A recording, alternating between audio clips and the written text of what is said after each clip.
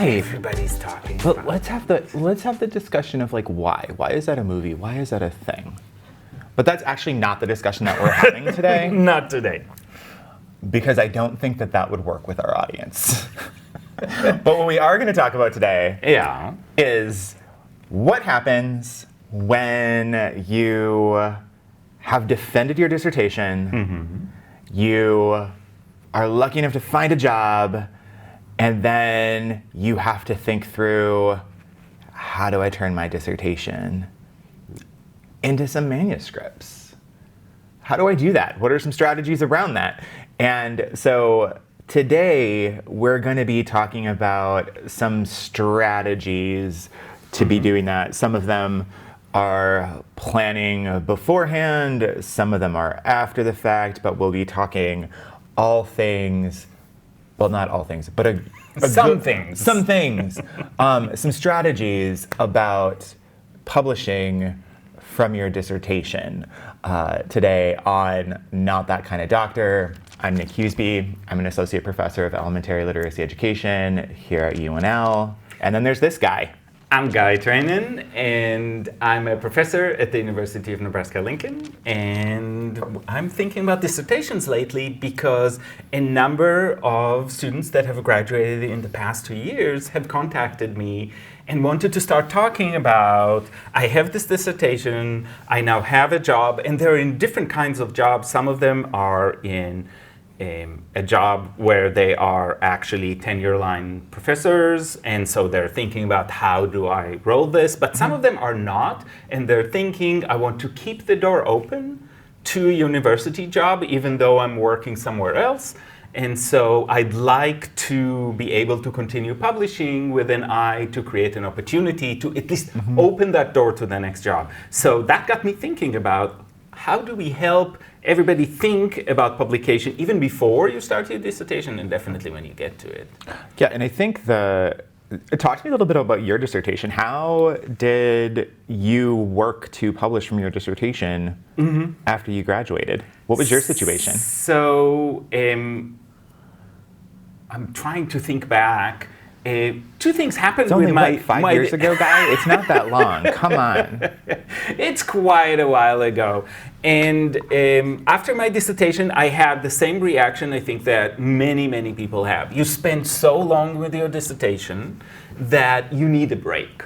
And you need to create a little bit of distance so you can look at it with eyes that start thinking more specifically at, where does it go? Who might want to hear about everything that you've done? Because up to that point, you are thinking about a wider audience, but I think you're also thinking about your committee as your primary audience. That is, the people you need to make happy first and foremost is your committee. And that can derail you at least a little bit.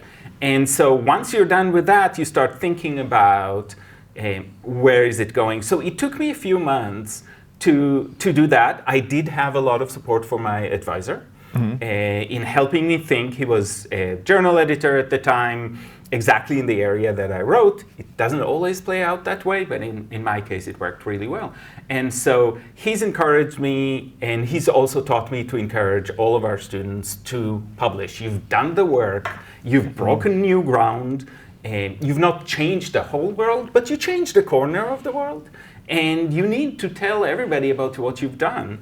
And this is the work that needs to see the light of day. And he encouraged me. We thought together about what out of the bigger piece that is often a dissertation would be appropriate. But I will be honest also, he's guided me all along to try to create a piece that is very close to a publishable article and less this, what sometimes happens with very extensive manuscripts. So for example, the demands on a literature review for me were to create something that shows that I'm capable and that I know everything that I need to know, but it was not a 60-page literature review. It was considerably more condensed. It was still much longer that you include in an article, but I was much closer than any other dissertations of people that went through the program with me. So that's something that I always think about when I guide other people into how do you want to think about your dissertation and helping them contain it and think And I think that's the most important thing. Yeah, that is, start thinking about what might it look like and where might it go even before you get into the thick of the dissertation.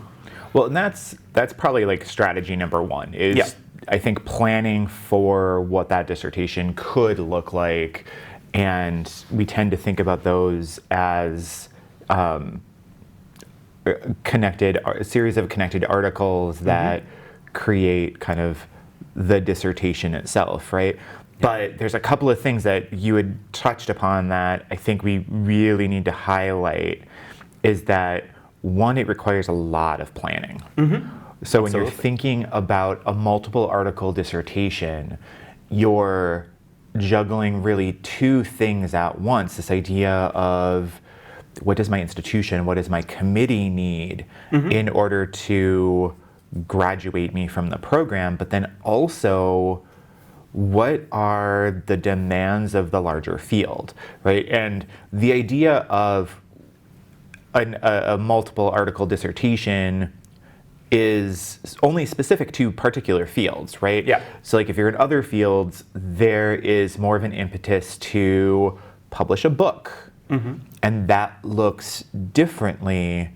A dissertation to book flip, as we like to call them, looks differently from a multiple article piece, right? So thinking about, in the end, once you've done all of that work on your dissertation, what bodes best for you in terms of the field that you're in? And then thinking about what are the expectations from your institution, and where else could those things go? So like,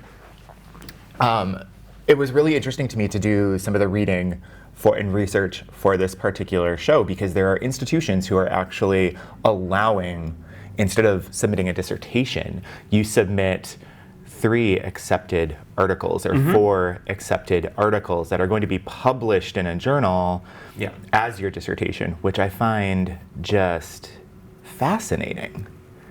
It is fascinating. I've always been a little bit careful about that because I've had multiple students along the years that have said, I want this to be published, which is a great goal.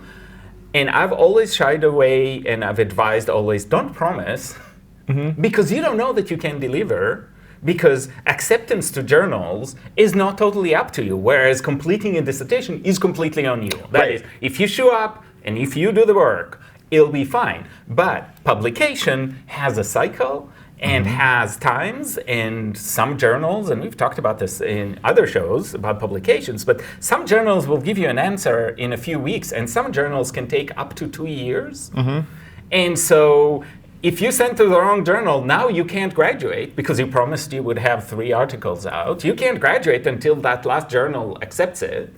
And that creates a certain level of friction. But I do like that as an idea of have things that will support you, because what it does do is it helps bridge the time between you as a graduate student and maybe publishing 1 or 2, and then you as a starting assistant professor or a new researcher or whatever your next job, or even a postdoc.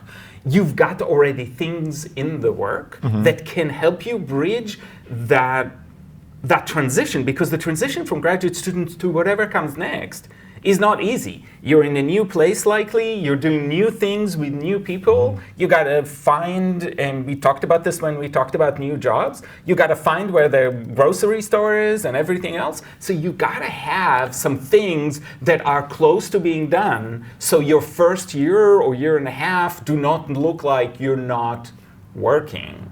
And publishing and making sure that you're reaching whatever the criteria is for a successful year. Well, and I think that highlights the function of, like, the very real function of a dissertation in, like, the practice of an academic life is it does buy you that time. Right? It allows you to have a little less of a transition I didn't say that right. It allows you to have a little less stress in that transition from grad student to actual like assistant professor. And it's not, oh my gosh, I have to get involved in all these projects, which is actually the problem I fell into, where I think I said to you, I don't know if we got that on tape, but you know, writing for my dissertation or pulling stuff out of my dissertation was not something I did well. And to go back to that, I actually did do it okay. Yeah. Surprisingly, like looking back at my CV and like, oh wait, that came, oh, and that, and that, and that. But the problem I ran into was, as an assistant professor, when you join an institution, you're kind of seen as this person who has time and resources and energy, right, to get stuff done. And so I got pulled onto a variety of different projects that kind of pulled me away from, they sucked up a lot of that time that I would have had I just been like, no, I'm good. I got some stuff that I'm working on right now. And we could talk about that another time, about how do you protect yourself, especially as a young faculty member, because I think that is really important to think about. Everything is exciting, everything is shiny, and you also feel an obligation to prove yourself in a new place. And everyone is excited about you. Yes. And it's hard to be like, oh, you're excited about me. I want to do things with you. Let's do things. Let's go. And resist. Yeah. Resist. And have that moment where somebody's really excited and you're going, yeah, but let's wait a little. And that takes a little bit of, I would argue that takes a little bit of mentoring and somebody giving you the support that you need at that moment. But it also, it's just hard because you're in this business to get excited and to do wonderful things. And so the dissertation and thinking about how does my dissertation play out is important. The way I work with some of my students, especially the ones that I guide through, which the last few that have talked to me, I was on their committee, but were not mine. And I structure it as a way to think about a pilot study that will lead you to your dissertation, but is publishable, whether it's examining an instrument or doing a mini version of what will be your dissertation or whatever it is. And that has proven really successful in having a publication before graduation. And then the dissertation itself will carry you through, and you've already put the infrastructure in publishing that pilot study of whatever it is at that point.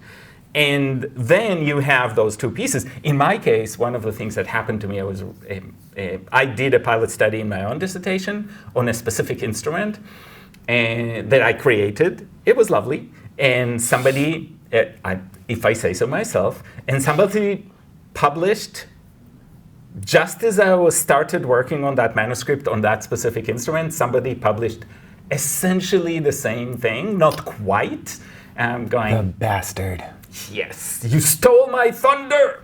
But yeah, so I didn't publish that, and it was fine. And but those are the things that you have to think about as you're doing, especially, and I've had a few people that have published, for example, the literature review, if they've conducted a meta-analysis that connected to the dissertation, and there's timing about that. So if you do have that in hand, you have to go ahead and write it up and put it out into the world, because somebody will come, and you don't want to try to publish the fourth meta-analysis on that topic, or the fourth narrative literature review, because that's not going to go as well, and that's not going to get you the kind of attention you want. Well, and I think so I also did a multi-article dissertation, and shout out to James D'Amico, Karen Woolwind, Larry Mikuleski, and Kylie Pepler for really helping me think through how all of that worked and how I could pull that together, because some of the structures that they gave me to think about were, okay, you're going to tell essentially like 3 articles. Here's your, so like my lit review in the beginning was very truncated, right? Like very broad based. Here's the larger world of literacy. And then I had to dive back into that literature review in every subsequent chapter as I looked at, these individual case studies. And what was super helpful around the mentoring that I got was thinking through all the various ways that I could slice what I was working on. So of course I had those 3 larger case study based articles and was fairly ready, like had a really clear notion of like what I could do with them to ship them out, of which I think I shipped out 2 out of the 3. But also thinking through like methodologically, there were some things that I was playing with, and so that got published as a book chapter in a book around qualitative methodologies. Some of that lit review stuff got shipped elsewhere. So like I was able to, it was designed as 3 articles, but I think I actually managed, even though one of the articles I didn't send out, I managed to get like 6 different pieces out of that data, out of that writing. That's quite a bit. That was super helpful. And that's thanks to those people and their strategy. Sorry I let you down and didn't ship out the 3rd one. I am a failure. You are not a failure. I mean, no, I'm not, but it feels like... You are here. You are tenured. I am here. You are not a failure. I am tenured. I still have questions about that, but whatever. Not my decision. Not my decision. So I think particularly when you're thinking about this strategy, where you are proactively thinking about ways to structure your dissertation that allows you to flip it quite quickly, whether that's your university allows you to write 3 articles, send them out, get them in print, and that counts as your dissertation. Or you write the dissertation. We've talked a little bit about the pros and cons of both of those approaches. There's some strategies to be thinking about in terms of where do you see these things going? And then what are the requirements of your institution and your committee, because they're the people who you need to keep happy. And I think that the other aspect of the dissertation phase and publication after dissertation is that I at least recommend to all of my students is collect more than you need. Don't promise your committee everything that you've collected, an analysis of everything. Have that extra stuff that then you can leverage after you defended your dissertation, everything is great, you have another aspect that you haven't talked about. In my case, it was, for example, qualitative interviews with college students with learning disabilities about their strategies and how do they survive in this world. And that was another source of data that I could have leveraged for another publication. It sat in my drawer and I never got to it, and that's fine too, right? You didn't get to your last article, one less. I didn't get to my qualitative, or by the time I got to my qualitative, I found out that all the tapes I used got erased because they sat in the drawer for that long. But your data atrophied. Yes, and actually there was a relief there as well because I didn't have to do it. But I mean, nobody has to do anything. But that sense of I missed on a piece was less there. Publish or perish, guy. Publish or perish. You have to publish. Still here. I published enough to get to where I needed to get. So that's fine. But you do want to have that extra data. And sometimes it doesn't fit. And the problem, not the problem, but what we're talking about in the dissertation phase is things need to fit together. And you may have gotten into a nugget where it's really interesting, it's really cool, you have the data. It actually doesn't fit. And it really is a separate issue. So thinking about how do you slice and dice the data is really helpful. As you're guiding and you're thinking, okay, where does this go? And in a recent dissertation I talked to, a student, she has 450 pages of dissertation with enough for maybe 4 or 5 pieces. And so it's lovely, but you have to start thinking about reducing because the average article out there is 7,000 to 9,000 words. 10,000 is a luxury. A few places will let you have more, but a dissertation of a few hundred pages is considerably more. Okay, so let's segue, shall we? Let's say. Because let's say that you have not watched this brilliant podcast, which if you have not yet, hit that subscribe button. Is that what they say? I don't know. I suck at this, like social media stuff. But if you haven't been able to strategize and you find yourself with a more traditional 5-chapter dissertation, how do you make HGTV and flip that dissertation into a multifamily home? All right. Right? Yeah. So if you haven't planned for that, or you haven't had the availability to plan for that, that's now kind of one of your bigger challenges, right? Yeah, and you've got to decide, again, it's how do you take a piece? So for example, in a lot of the dissertation we're seeing mixed methods, which is fantastic. Mm-hmm. But that means that you have a qualitative piece, likely. A qualitative piece, a quantitative piece, and then both of them sandwiched together.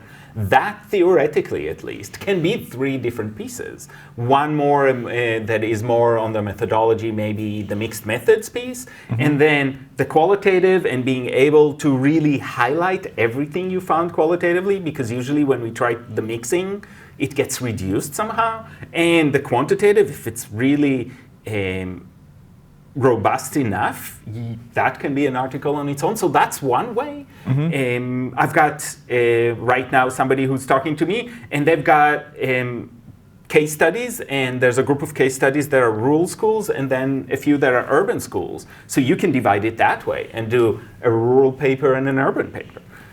So you have to think about the structure and read it with new eyes, or ask somebody else to read it with new eyes and say, here are the pieces mm-hmm. that I'm seeing. And this is where working with a good advisor or somebody else who's a mentor can really, really help, because sometimes we're too close to it. Mm-hmm. And we've worked really, really hard, and it makes, ultimately, the dissertation makes sense to us more than anything else in our life sometimes, I hope.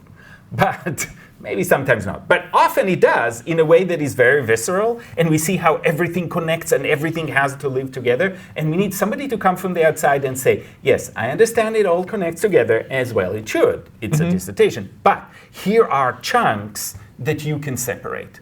And sometimes think, we talked about this. You can do the lit review. And you say, I've got a really good lit review. Or maybe even some students, especially ones who are more quantitatively minded, do a meta-analysis. Mm-hmm. And you maybe need to make it a little more robust, depending on how long you let it lie there, on how inclusive your search was.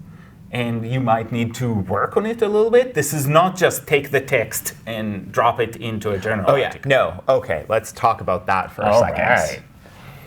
Please, for the love of all that is good in the world. And for the people who are going to review your article. Yes. So please, do not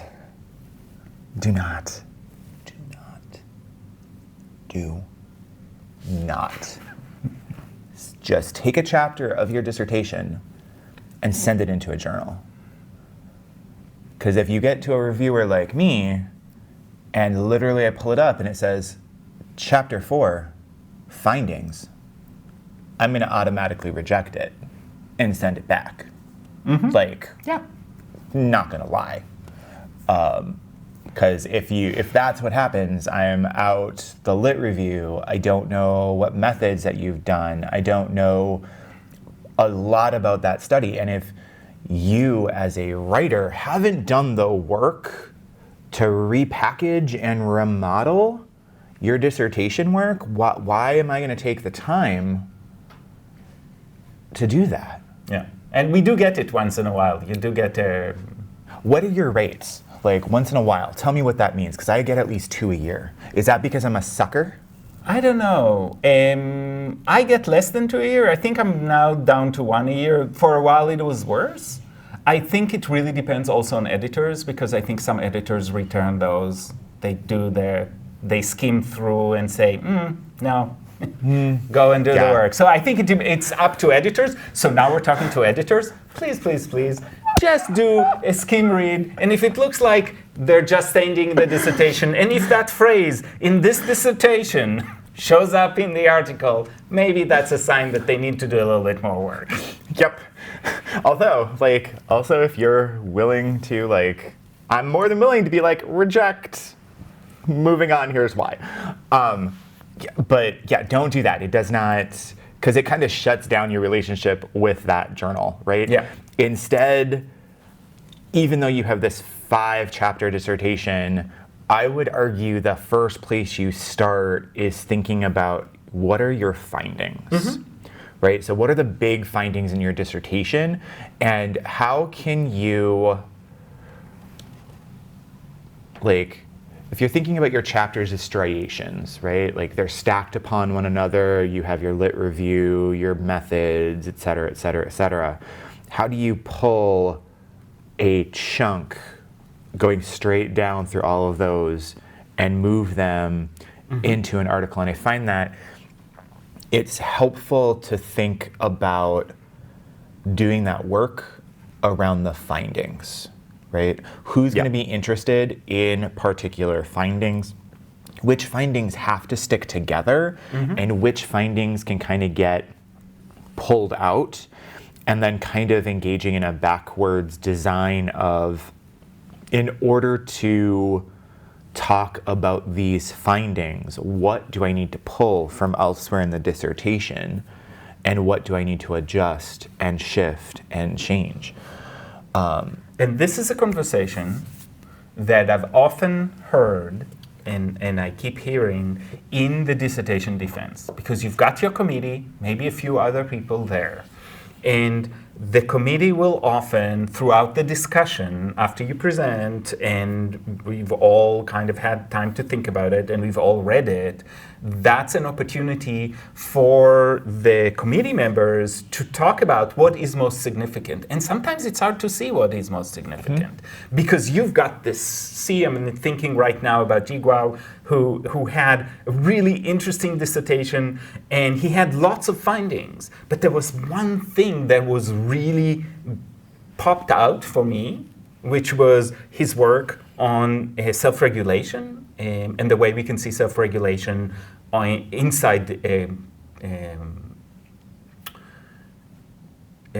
learning management systems. So seeing the learning traces and being able to see how students manage their time and students manage their interaction with the course through how many times they look at the syllabus, things like that. He's done a fantastic job there. And he had a lot of other findings, but that finding kind of popped, and that became a couple of publications for him. And its work is continuing. So during that committee meeting, that was when it was discussed. So if you think about your dissertation, definitely record what has happened. Because at the time you're defending, your brain is thinking about melting, is thinking about 7 different things, you're trying to answer complex questions, you're a little bit panicked, everything kind of comes at you, so you will not remember what has been said, at least not clearly. So recording it, if it's on Zoom, definitely, that makes it easy, but if it's not on Zoom, just have your phone and record it, because later you can go back, and there's actually usually very good advice about what journals you might think about, what are the things that capture the imagination, and that can serve as a guide to what are those slices that you can take out of your dissertation. And the other thing that I think is important to remember is genre. Yes. Right? Yeah. It comes down to genre. Dissertations are a particular kind of genre. They serve a particular function, and they tend to be very much about, can you, from a sociocultural view, can you ground yourself in what is happening in the larger field, right? So there's lots of, I think about my own dissertation, which is somewhat embarrassing, but how much I had to be oh, I love these scholars, and here's what they're doing, and this over here, and da-da-da. There was a lot of exposition, right? Like if it were a novel, I would have broken up with me by like page 42, right? And so, but that's the purpose of a dissertation, is you're supposed to show that, hey, look at me, I know all these things about this field and I am awesome, and hire me. Or graduate me, and then someone hire me. But when you're thinking about writing for a journal, journals just kind of assume, like if you're submitting to me, then you have already positioned yourself as someone who has expertise in this particular field. So you don't necessarily need that proof, all of that expository, like, let me show you all the things that I know and all the various nuances that I can explore with you. Like, give me what's most important to your study. Because it's not, when I'm working with grad students as they're engaging in this shift from the dissertation that they've written into journal articles, like, I believe a piece of feedback that I gave a recent student that I was working with was, this is not Maxine Green's journal article, this is yours.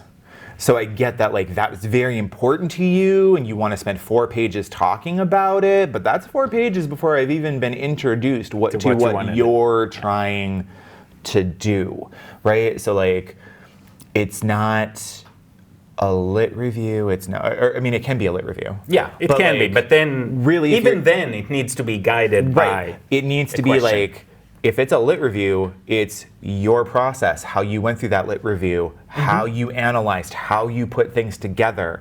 And that's the commonality between that. Like, you have to foreground you and what you have done. Like, you're standing on people's shoulders, of course, but you're being very clear about, look, this is what I did, this is how I did it, this is what I found, this is how I found it. And partially, I think the way to think about it is think about yourself as a reader when you're getting to somebody else's piece, when you're reading it in a journal. You are interested to know that they're grounded, and you want to understand what theoretical framework or what other research they're basing their work on, but you don't want to read from Aristotle to Maxine Green kind of a process, until you get to what has actually happened. What is your contribution? I see the same thing when the graduate students sometimes present at conferences. You have 12 minutes and 3 minutes for discussions. If you talk about everybody else, you will not have time to tell us what you've done, which is why we came here. Exactly. Like, we love, as academics, we love to be like, let me tell you everything that I know about this, versus here's what I've done. Right, and that's a shift. And one that becomes really essential when you're thinking about getting into a journal article. And so keeping that in mind, right, like that shift in genre, the different ways that we write for that, thinking about your findings, I also find it helpful to just build out a broad-based strategy around, okay, this is the first piece that I'm sending out, this is the second piece that I'm sending out, this is the third piece that I'm sending out. Partially because, one, you get to cite yourself, which is super fun, right? And that also selfishly saves me word count in subsequent publications, which is something to think about. Like, oh, I did this particular model, let me give you the basics, and oh, I'm going to cite this earlier piece that I just sent out, and so I don't have to explain it all. But if you want more information, you can go see that. That's great. And that's where a pilot study being published is exactly that. You're kind of offloading from your need to explain and say, you know, you want to learn more about the context, or you want whatever it is, or about an instrument or something like that. It's published, it's somewhere else, and I can move on. That's definitely a huge leg up. Again, thinking about word count and and staying on point. On point, yes, because you're going from like a 300-page dissertation to, like you said, you have maybe 9,000 words if you're lucky. Right. But the other thing that I like to think about is, as I'm setting up which articles I'm going to send out and their connectivity, also, which one can I get out with the least amount of work? Yeah, absolutely. Which, like when you're setting up your publication pipeline, which if you haven't seen that video, go see that one. See, look at me hard selling. Nice connecting. I'm trying. Not good at it, but we'll go with it. Making progress, right? Like hard sells, etc., are just weird. But when you're thinking about that publication pipeline, getting stuff out, getting stuff into that editorial process is important, right? Because timing is everything. Simply because you put it in doesn't mean it's going to get published in like 6 months or anything, right? And then that also buys you time to think about which of those articles is going to be the most impactful. Like which is the one that you want to send into that tier 1 journal that you're going to have to spend a bit extra more time prepping on. So if you have a manuscript that's a little less work, go for it. For it, and then at the same time, you're like building the structures for those 2 other or 3 other, however many. I can only juggle 3 at a time. Yeah. But other people might be able to do more. I don't know. But thinking about, okay, you get that one out, and then you get this one out, and then you get that final big one out, or maybe you move the big one into the middle. I don't know. But thinking about having a strategy around that is super important. And one more thing that I want to mention, that while you're thinking about what's in the pipeline, is you may need to redo pieces of your analysis. Either add to it, or you get some feedback at the defense and they're saying, this is fine for at this point, but you need to attend to these 3 things, or we would have liked to hear more about that. So do not think about this. These are the only findings I can have. You may need, or you may want to add a layer or to do it in a better, more concise way, because in a recent dissertation I looked at, for example, there were maybe 60 different models, quantitative models, that were analyzed. That is way more than you would put in maybe 10 articles. And it didn't warrant 10 articles. It was just a specific way that under, again, the genre of dissertation, they let it get through, and it was fine. It did the work. But if you want to have a point and really concisely put everything together, it needed a somewhat different approach that was considerably more efficient without losing any of the data. And that is possible. Sometimes, especially on the qualitative sides, you want to actually add a layer. Because there's not enough there, and especially if you're taking a piece and not the whole thing, you may actually want to expand this. In a mixed methods dissertation, you might have a piece, and the qualitative was good, but you had more material, but it just didn't fit in there, and it served its purpose. But now that you're publishing it as a separate piece, you may want to add more of your data. So you go back and add a little bit, and you cannot shy away from that. It's not a done deal. As long as you have data and you can think about it, there are better ways, and your committee is there to help you think about it. And if you have a mentor, think with them. And if you need to bring somebody in as a co-author to help you organize, that might be a solution as well. Right. Because at the same time as you're doing all of that, right, like, again, this is about buying yourself some time. Because as you're writing about the data that you've already collected, you're also getting new projects started, right? Yeah, so absolutely. So that's part of what allows you to, going back to that pipeline, have a pipeline that continues to have stuff hit that will help you with your 10-year file. Yes, eventually. So. And this is, and we maybe will do an episode about IRB and thinking about research both ethically and constructively. But I do want to say that one of the things that you may want to have is you can't think of your dissertation as a thing on its own. It's something in a train, right? If you have 3 different papers in it, that's already good. But I think about it, you have pilot studies before that lead you to the dissertation, and dissertation most likely needs to lead you to the next few things. So if you think about your IRB, I always advise my students, open up the IRB. I know you want to finish in August 2024, but write the IRB until August 2028. You can keep collecting data, even if you finish in 24. If you still are affiliated with the university, you can keep collecting data. And you can keep expanding, changing, morphing it. That's easier than doing a new one. So if you're really thinking you will continue in that field, you definitely want to do that. In my case, that wouldn't have worked because I've shifted from my dissertation work was about college students with learning disabilities, and that is not what I do now. Although it is an area, because it's a very small area of expertise, I get to do a lot of reviews in that area. And I get a lot of citations in that area because there's a limited number of people who are publishing. So it's an interesting field that I keep actually up on because I'm one of the people they keep turning to. Oh, we've got an article about college students or adults with learning disabilities. So I keep abreast of that field in delightful ways. But that was unique to my situation. There's a variety of things. When we'll talk about dissertations a little bit more, I can talk about that.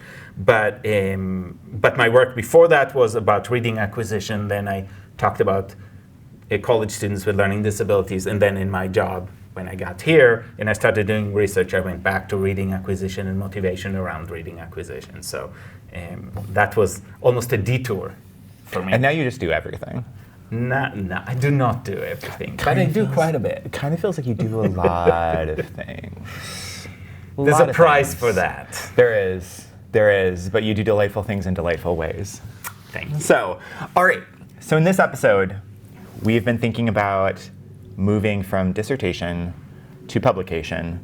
Two different ways to think about it.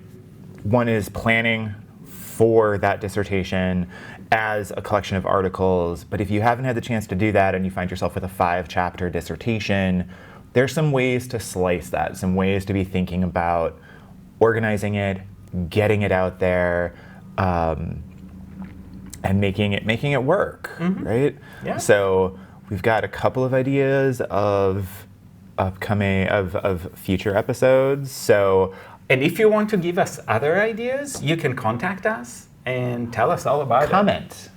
Comment. Yes. Comment, like, and subscribe. Is that the other thing I'm supposed to say? Yes, I think so. Why am I doing all the hard sell right now? That's usually you. I know. I don't know. What is wrong? I think you want to go into sales. I don't actually. I really don't. I'll stay in my lane and I'll do the sale. I mean, like, comment, and subscribe. With ideas, but this has been super enjoyable. Oh, also, new background, kind of. We don't know if we're going to stay here or not. We don't know what we're doing. Speaking of remodeling. Yes. So, anyway, we're not that kind of doctor. Thanks for hanging out with us. See you in the next one.